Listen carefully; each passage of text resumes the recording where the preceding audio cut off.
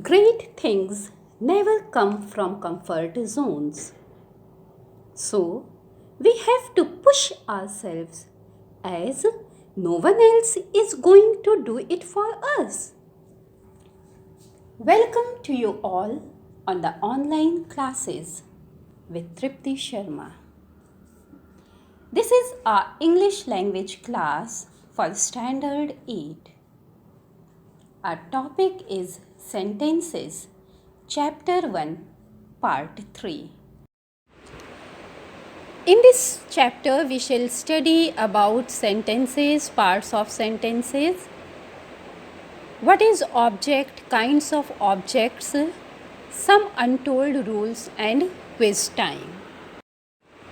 Students, we have already studied about the definition of sentence in previous classes on sentences.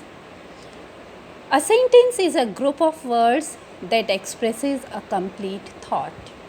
For example, Shivam is a good athlete, Lucknow is the capital of Uttar Pradesh, etc.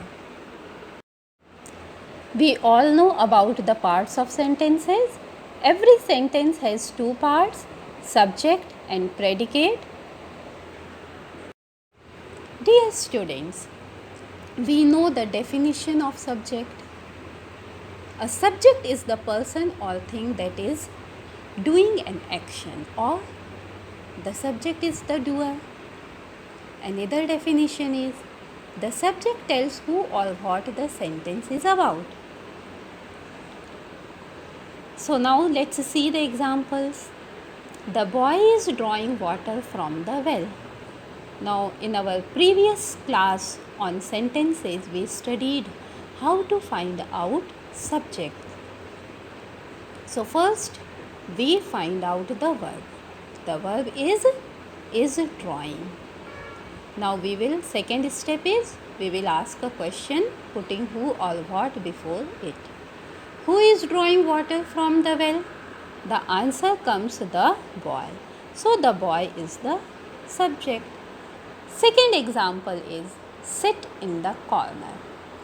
In this sentence, the subject is not named, but it is understood. Sit in the corner. This sentence begins with a verb, and we know sit in the corner is the predicate. So here the subject you is understood.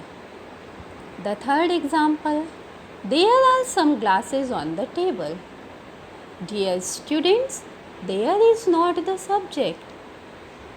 To find out subject in this sentence, we will follow the same steps.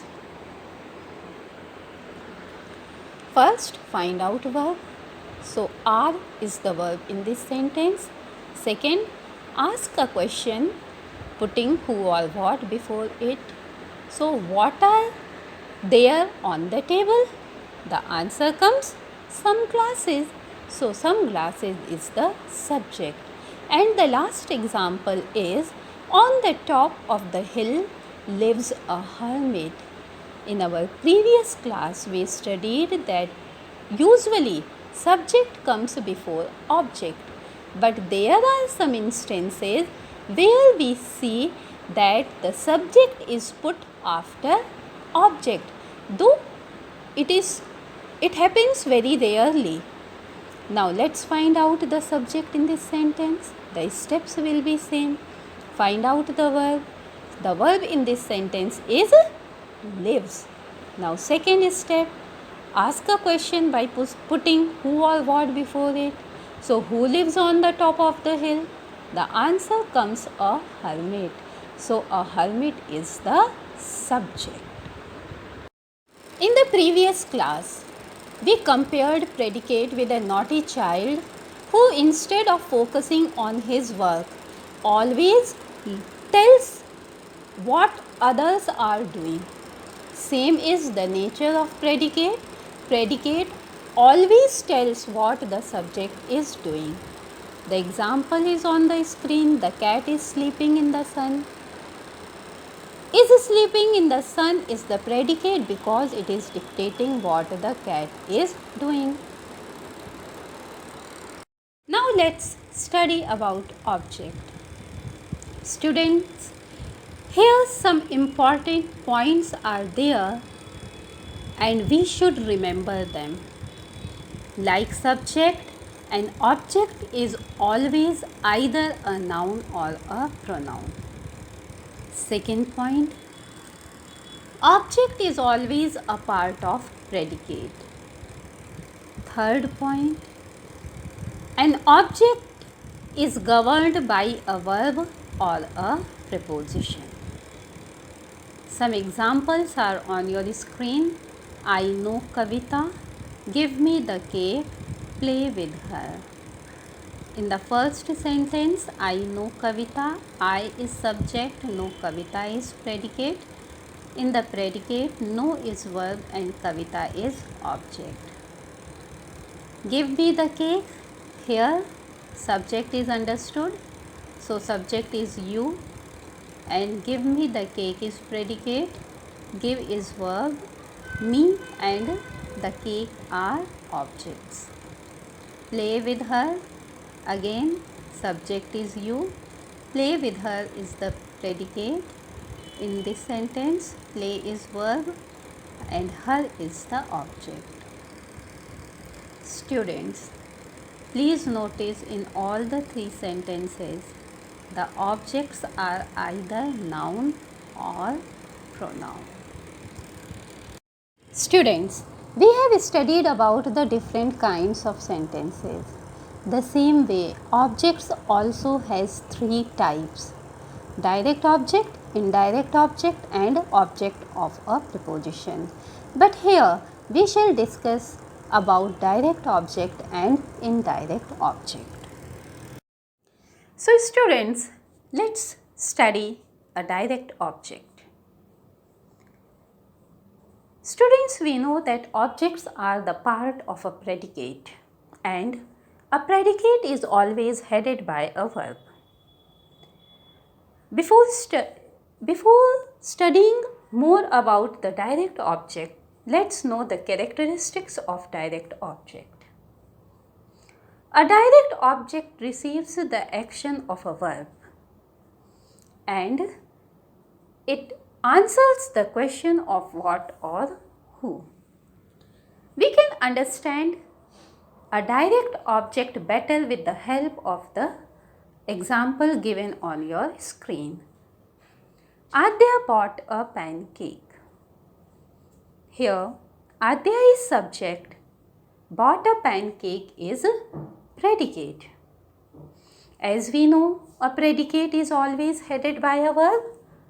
Here too, bought is the verb and a pancake is the object.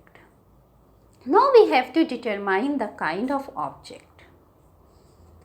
We know the second characteristic of a direct object, that it answers the question of what or who.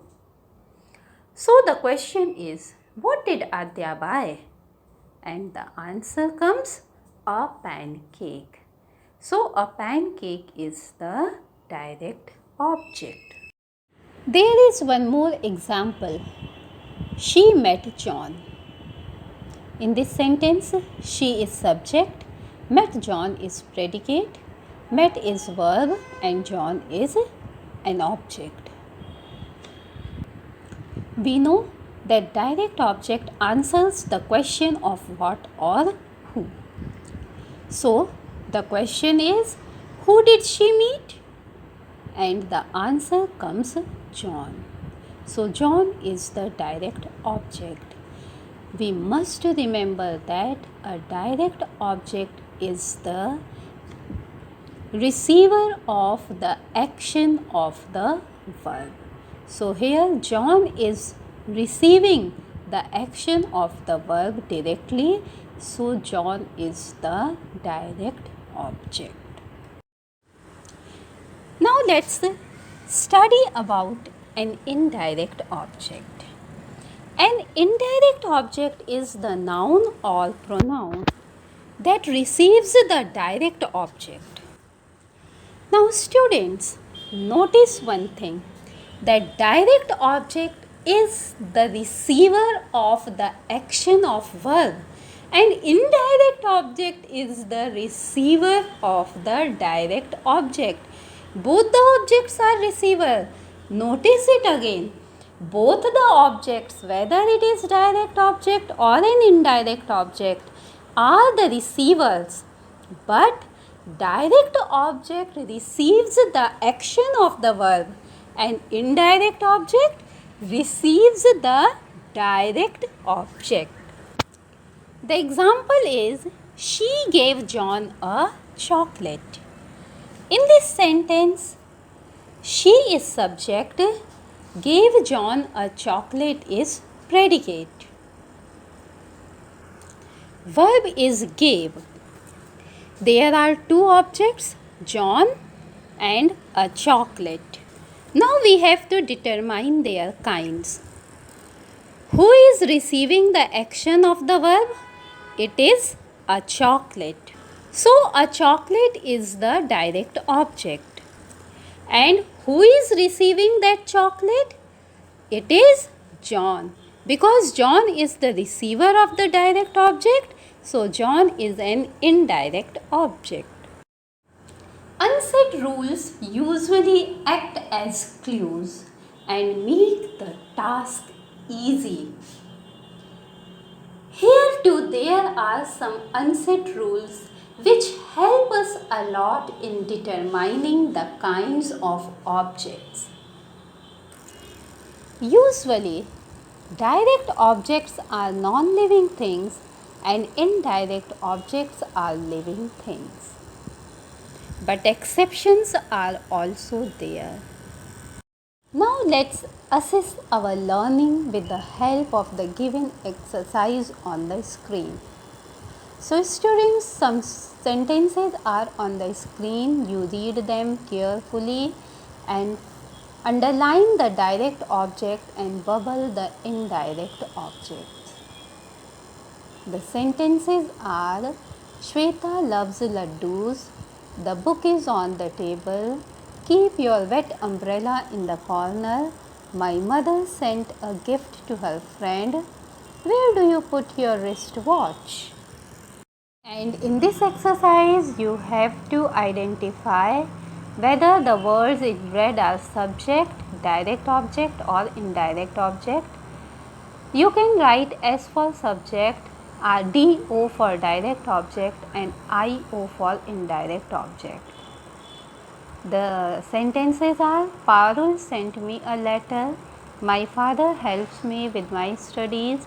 You gave us a bag full of eatables. She gave him a gift. And the last one is, I offered him my share. It is health that is real wealth and not pieces of gold and silver. So students, that's all for this lesson. Thank you. Stay home, stay safe and cheerful.